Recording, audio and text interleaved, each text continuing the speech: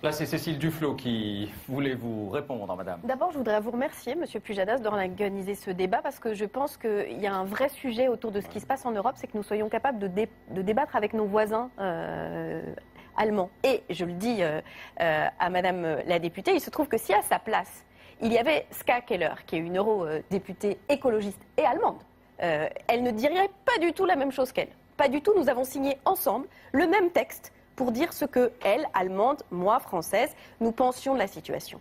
Et donc, le débat, il ne se passe pas entre la France et l'Allemagne, madame la députée. Il se passe, là, pour le sujet qui nous concerne, entre différentes familles politiques, entre la droite et la gauche. Attendez, laissez-moi terminer. Et là, en l'occurrence, avec les écologistes. Et je veux vous dire une autre chose qui me semble essentielle, c'est que je pense, je ne sais pas quelle est l'histoire de votre famille, mais je pense à mes 4 arrière-grands-pères qui ont fait la guerre de 14, et nous célébrons cette année le centenaire. Je trouve ça formidable que nous ayons un débat politique. Et ce que je trouverais encore plus formidable, c'est que nous préparions ensemble, pour l'Europe, un véritable avenir. Et je veux vous dire que l'avenir, c'est pas d'avoir le nez sur le déficit budgétaire. Les enjeux de notre continent, les enjeux de l'Allemagne, les enjeux de la France, du Danemark, c'est les enjeux de la transition énergétique, c'est lutter contre le dérèglement climatique. Et je veux vous dire une autre chose sur la solidarité entre nos pays, madame la députée, c'est que quand l'Allemagne s'est réunifiée, ce qui était une aventure formidable, elle a bénéficié des fonds structurels européens à livre ouvert. Et ça a été utile et utilisé grâce à l'impôt des Français qui, à l'époque, notre pays était dans une situation économique plus florissante.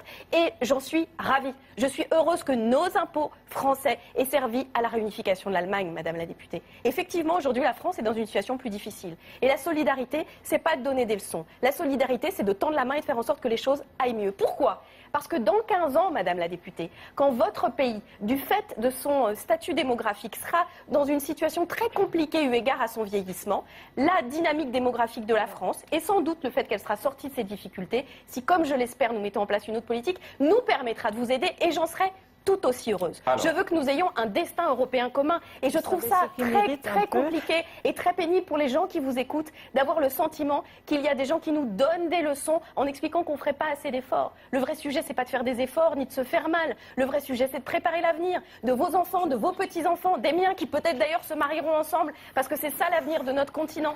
C'est ça qui est intéressant. Alors, madame Grasle vous répond, ce sera le dernier mot de cet échange. C'est désolant, je veux le dire, monsieur Pujadas, de risquer d'alimenter quelque chose d'artificiel entre l'Allemagne et la France.